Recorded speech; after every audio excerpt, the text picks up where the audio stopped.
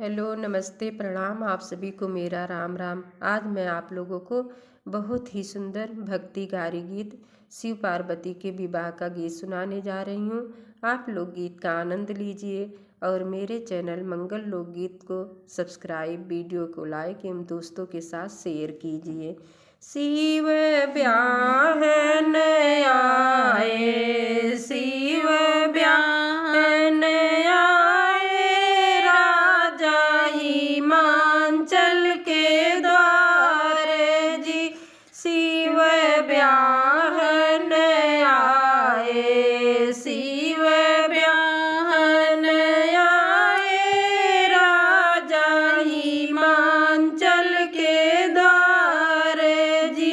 सिर अजगर के मौरा, सिर अजगर के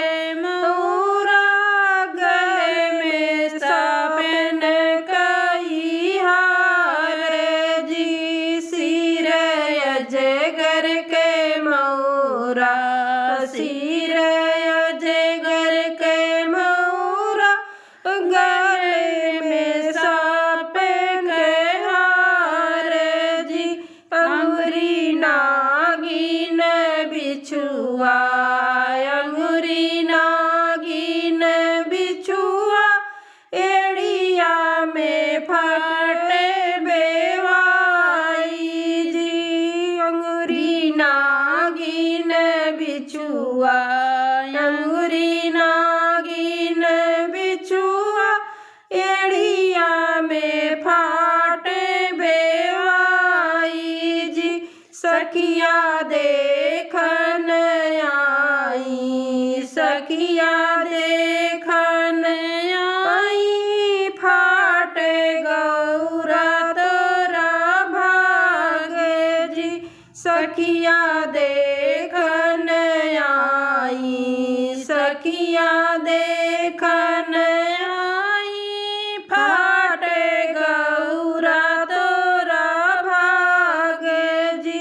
गौरा बनली भुनुगवा, गौरा बनली भुनुगवा, लागे शंकर जी के कान जी। गौरा बनली भुनुगवा, गौरा बनली भुनुगवा, लागे शंकर जी के कान जी। शिव भेषवा बदलत्यो, शिव भेषवा बदलत्यो, पति हंसी होत हमार जी। शिव भेषवा बदलत्यो, शिव भेषवा बदलत्यो, पति हंसी होत हमार जी। सिर सोने के मौरा, सिर सोने के मौरा, गले गजरवा के हार जी। सिर सोने के मौरा, सिर सोने के मौरा, गले गजरवा के हार जी। अंगुरी सोने के बिछुआ, अंगुरी सोने के बिछुआ, एड़िया में चूए गुलाब जी। अंगुरी सोने के बिछुआ, अंगुरी सोने के बिछुआ, एड़िया में चूए गुलाब जी।